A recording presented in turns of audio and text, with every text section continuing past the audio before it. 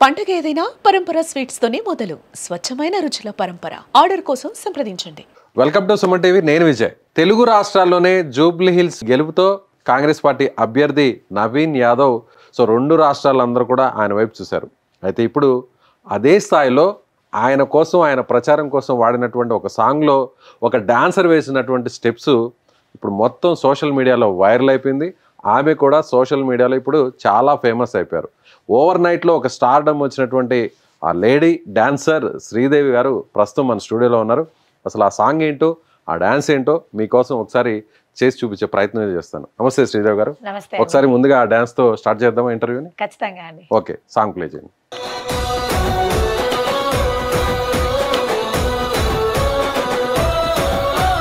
నిందలు మోసింది నువ్వేగా, మనవి నన్న సంకల్లేసింది నీకేగా, అడుగులు ఆపింది నీయేగా, మనవి నన్న గుండెల బాదున్న నవ్వేగా, ఒక్కడుగు వెనకెయ్యాలి నవి నన్న దమ్మున్న లీడరు నువ్వే, మనసున్న మహారాజువే నవి నన్న పెట్టుకోచు గ్లిల్సు కిరీటమే, ఎవడే నిన్ను ఆపేటోడు బండా పెడుతుమ్మా నీ అమ్మ తోడు, బాయి నీకు బాధెందుకే జుగ్లిల్సులో ఎగిరే చెండా నీదే, నవీనన్న నీ గెలుపుతో జుగ్లిల్సు కొత్త చరితే రాసుకుంటాదే, బాయి నీకు బాధెందుకే జుగ్లిల్సులో ఎగిరే చెండా నీదే.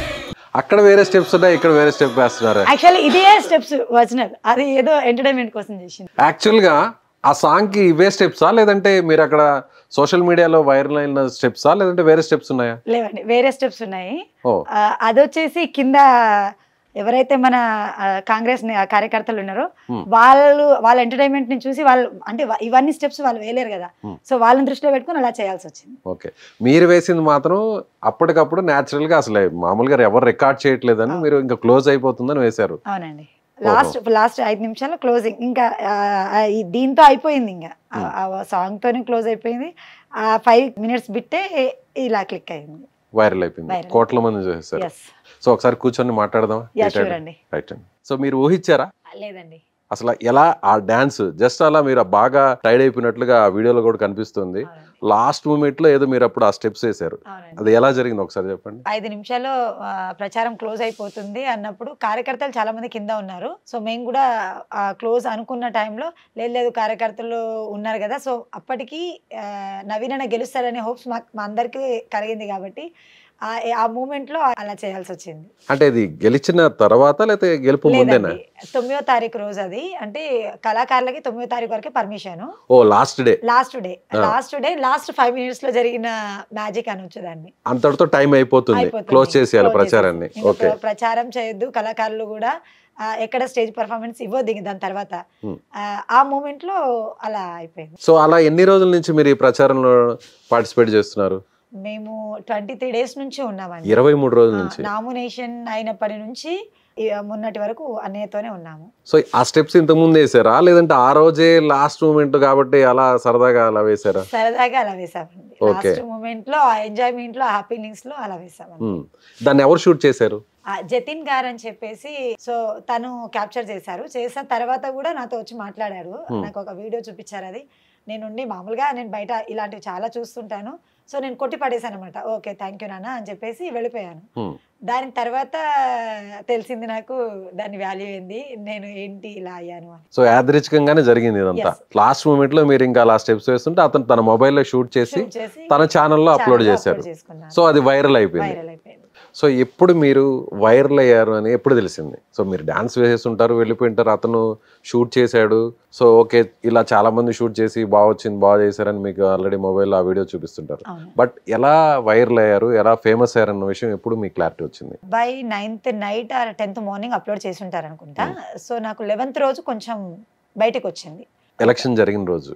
నెక్స్ట్ డే కొంచెం బయటకు వచ్చింది. 10th or 11th రోజు బయటకు వచ్చింది.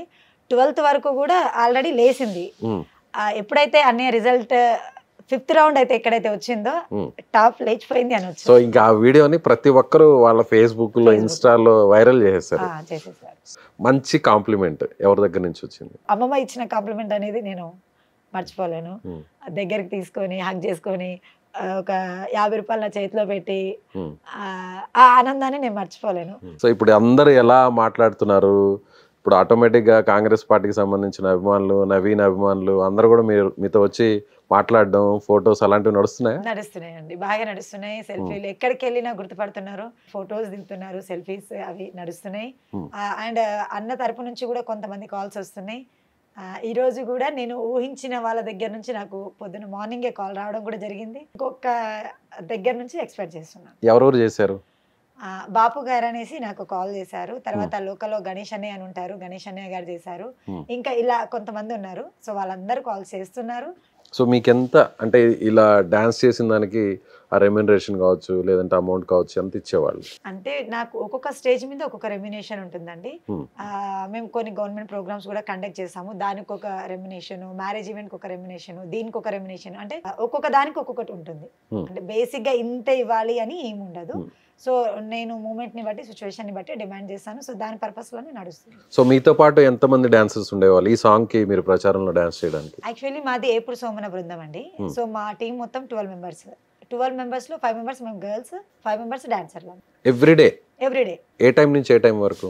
అంటే మార్నింగ్ 8కి 9కి 10 కల్లా స్టార్ట్ అయ్యే వాళ్ళము. సార్లు 8 గంటలకే క్లోజ్ చేసాం, కొన్నిసార్లు 9 గంటల వరకు క్లోజ్ చేసాం, 9:30 వరకు క్లోజ్ చేసాం. అలా కంటిన్యూస్ గా ఆ సాంగ్స్ కి డాన్స్ వేస్తూనే ఉండాలి? అంటే అవే సాంగ్స్ కాదు, కొన్ని లైవ్ లో కొన్ని సాంగ్స్ కూడా పాడారు మా వాళ్ళు. సో పాడిన దగ్గర అది, పాడని దగ్గర అనే పాటతో పాఠమే చేసాం. కాంగ్రెస్ పార్టీకి సంబంధించిన సాంగ్స్ కొన్ని, అలాగే నవీన్ యాదవ్ సంబంధించిన సాంగ్స్ ఒక్కొక్క ప్లేస్ లో అలా మీరు అలా తిరుగుతూ చేస్తుంటారు వెహికల్ లో? అవునండి. ఓకే, వెహికల్ మీద డాన్స్ వేస్తుంటారు? వెహికల్ మీద చేసాము, డోర్ టు డోర్ క్యాన్వర్సింగ్ కూడా చేసాము. సో సుమారుగా ఒక రోజుకి అలా ఎంతసేపు డాన్స్ చేస్తారు? బాగానే చేస్తుంటాం. సుమారుగా ఎన్ని అవర్స్ అలా డాన్స్ వేస్తారు? ఆల్మోస్ట్ 8-9 గంటలు కష్టపడ్డాం. ఎన్ని పాటలకి అలా క్యాలిక్యులేట్ చేస్తే? చాలా సాంగ్స్ ఉన్నాయి. జానపద టైప్ లో తీసుకున్నాము, నవీన్ అన్న మీద పేరడి టైప్ లో తీసుకున్నాము, నవీన్ అన్న పేరు మీద ఉన్న సాంగ్స్ తీసుకున్నాము, గద్దరన్న పాడిన పాటలు కానీ, మా ఏపుడు సోమన్న గారు పాడిన పాటలు కానీ, అంటే ఒక్కొక్క స్టేజ్ దగ్గర ఒక 10 పాటలు 8 పాటలు అలా అలా చేశాను. ఒక డైలీ ఒక 100 సాంగ్స్ కి డాన్స్ వేస్తారా? ఈజీగా. సో ఇలా ఈ ప్రొఫెషన్ లో ఎన్ని సంవత్సరాల నుంచి ఉన్నారు డాన్సర్ గా? 13 ఏళ్ల నుంచి ఉన్నామండి. 13 ఇయర్స్. సో ఇలా ప్రైవేట్ ప్రోగ్రామ్స్ కే అంటే ఏదైనా స్టేజ్ మీద డాన్స్ వేయడం గానీ అలా ఉంటుందా? ఉంటుందండి. అంటే మేము ప్రైవేట్ ఈవెంట్స్ అవన్నీ దసరాకు సంబంధించింది, తర్వాత నవరాత్రులకు సంబంధించింది, శివరాత్రికి సంబంధించింది, పెళ్లి ప్రోగ్రామ్స్ కానివ్వండి, తర్వాత వినాయక చవితి, ఇలాంటి బోనాలు, బతుకమ్మ ఇవన్నీ కండక్ట్ చేస్తాను. అంటే ఇవన్నీ నా ఓన్ గా నేను చేసుకుంటాను. ఎట్ ద సేమ్ మాకు రవీంద్ర భారతి నుంచి కొన్ని ప్రోగ్రామ్స్ వస్తాయి. సో వంగ శ్రీనివాస్ గౌడ్ అని రాష్ట్ర అధ్యక్షుడు, జానపద సంఘ రాష్ట్ర అధ్యక్షుడు, ఆయన ఆధ్వర్యంలో కొన్ని గవర్నమెంట్ ప్రోగ్రాంలు కూడా మేము కండక్ట్ చేస్తుంటాం. సో పర్ డే అలా చార్జ్ చేస్తుంటారు? ఈవెంట్ బట్టి చార్జ్ చేస్తారు? ఒక్కొక్క ఈవెంట్ ని ఒక్కొక్క రెమ్యునరేషన్. ఇప్పుడు ఈ ఈవెంట్ కి ఎంత రెమ్యునరేషన్ వచ్చి ఉంటుంది? అది ఎందుకులేండి, ఎందుకంటే ఒక్కొక్కరికి ఒక్కొక్క పేమెంట్ ఉంది. అంటే మీరు డైరెక్ట్ గా చెప్పకపోయినా పర్ డే ఒక 5,000 10,000 ఉంటుంది ఇంచుమించు. ఈ ప్రోగ్రామ్ జనరల్ గా వేరే ఈవెంట్స్ కి అయితే వేరే ఇంకా చేస్తుంటామండి 5,000. ఓకే. సో ఓవరాల్ గా ఓకే, మొత్తానికి ఒక మంచి గుర్తింపు అయితే వచ్చింది. సోషల్ మీడియాలో మీరు స్టార్ అయిపోయారు, బాగా వైరల్ అయ్యారు, మీ డాన్స్ అంతా కూడా బాగా వైరల్ అయింది. సో ఇప్పుడు ఏదైనా ఆపర్చునిటీస్ ఏమైనా వచ్చాయా?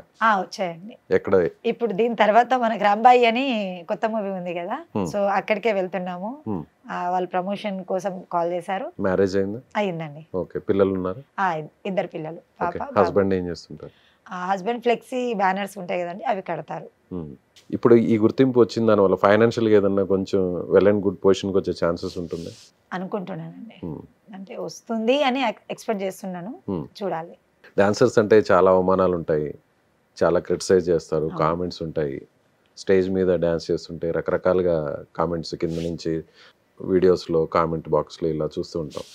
ఎప్పుడు బాధ అనిపించదు? చాలాసార్లు బాధపడ్డామండి, చాలాసార్లు బాధపడ్డాము, చాలాసార్లు వీక్ అయ్యాము. ఎట్ ద సేమ్ ప్రేక్షకుల ఆనందాన్ని చూసి, వాళ్ళ ఎంటర్టైన్మెంట్ చూసి ఎంత బాధపడ్డామో దానికంటే రెట్టింపు సంతోషపడ్డాము. ఎందుకంటే ఇంట్లో ప్రాబ్లమ్స్ వల్ల, కొన్ని పర్సనల్ ప్రాబ్లమ్స్ వల్ల చాలామంది చాలా విధాలుగా ప్రెజర్స్లో ఉండుంటారు. సో మేము వాళ్ళని ఒక 3 గంటలు ఆ ప్రపంచం నుంచి వేరే ప్రపంచంలో తీసుకెళ్ళి వాళ్ళని ఆనందపరుస్తాం కదా, అదొక హ్యాపీనెస్ అనేది మాకు ఉంటుంది. సో ఇప్పుడు ఈ ఈవెంట్ వల్ల, మీరు చేసిన ఈ డాన్స్ వల్ల ఒక గుర్తింపు వచ్చింది, ఆ రెస్పెక్ట్ కనిపిస్తుందా? ఇంతకు ముందు కనిపించింది వేరు, ఇప్పుడు వెంటనే టర్న్ అయింటుందా మీకు ఇచ్చే వాల్యూ కానీ ఆ రెస్పెక్ట్ కానీ? కనిపిస్తుందండి. ఏమంటున్నారు అందరు ఏమంటున్నారు? ఏమంటున్నారు అంటే ఒకప్పుడు మా నాన్న పేరు సాంబా, స్వామి ఆర్ సాంబా 2 అని పిలుస్తారు. శ్రీను మా అన్నయ్య పేరు, జాను మా బావగారి పేరు. సో ఎక్కడికి వెళ్ళినా వాళ్ళ మరదలు అని చెప్పేవాళ్ళు. వాళ్ళ మరదలు, వాళ్ళ చెల్లెలు, వాళ్ళ కూతురు అని.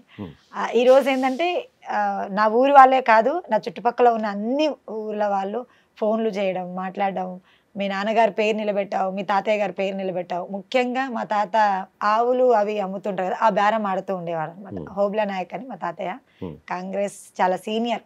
మీరు బేసిక్ గా కాంగ్రెస్ పార్టీ ఫ్యామిలీ? చాలా సీనియర్. ప్రస్తుతానికి ఇప్పుడు లేరు, ఒక 1 year అవుతుంది చనిపోయి. సో ఆయన ఉండుంటే దీన్ని ఒక పండగలా సెలబ్రేట్ చేసేవాళ్ళు. ఆయన లేని లోటు మాకు చాలా క్లియర్ గా తెలుసు. ఈ రోజుగానే ఆయన ఉండుంటే మీరు ఇలా ఎంత ఫేమస్ అవడం అనేది కూడా ఆయన చాలా హ్యాపీగా ఆయన సెలబ్రేషన్ చేసేవాళ్ళు. ఎందుకంటే 2016 or 17లో రాహుల్ గాంధీతో నేను ఒక సభ చేశాను శంషాబాద్ లో. అప్పుడే ఒక యాటను కోసి దసరా పండగ అయిపోయిన తర్వాత నెక్స్ట్ డే నాకు ఈ ప్రోగ్రామ్ ఉండే. సో నేను ఫ్యామిలీని వదిలేసి ఇక్కడికి రావాల్సి వచ్చింది. వచ్చినప్పుడు నా పర్ఫార్మెన్స్ టీవీలో చూసి మళ్ళీ పండగ సెలబ్రేషన్ చేశారు. ఒకవేళ ఈరోజు ఆయన ఉండుంటే వేరే లెవెల్లో ఉండేదాన్ని, ఇంకా ఎక్కువ ఆనందపడేదాన్ని. చాలా మంది డాన్సర్స్, ముఖ్యంగా లేడీ డాన్సర్స్ జీవితాల్లో చాలా కష్టాలు ఉంటాయి, చాలా ఇబ్బందులు ఉంటాయి.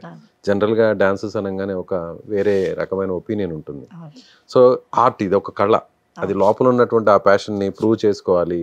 సో డాన్స్ అనేది కూడా ప్రతి ఒక్కరు డాన్స్ చేస్తుంటారు. కొందరు బాత్రూంలో సరదాగా డాన్స్ చేస్తుంటారు, కొంతమంది 4 గోడల మధ్య చేస్తుంటారు, కొంతమంది ఫ్రెండ్స్తో ఉన్నప్పుడు, ఫ్యామిలీ మెంబర్స్తో ఉన్నప్పుడు, ఎవరో ఒకరు లైఫ్లో డ్యాన్స్ అనేది కంపల్సరీ చేస్తుంటారు. కానీ ఆ డ్యాన్స్ మీకు ఒక ప్రొఫెషన్గా మారింది. కానీ చాలామంది రకరకాలుగా మాట్లాడుతుంటారు. సో మీ లోపల ఉండేటువంటి ఒపీనియన్, ఫీలింగ్, ఎయిమ్ వేరే, కానీ బయట ఉన్నటువంటి ఒపీనియన్ వేరే. అది ఎలా అనిపించేది, మీ మనసుకి ఎలా అనిపించేది? ఈ విషయం మీద చాలాసార్లు బాధపడే రోజులు ఉన్నాయి.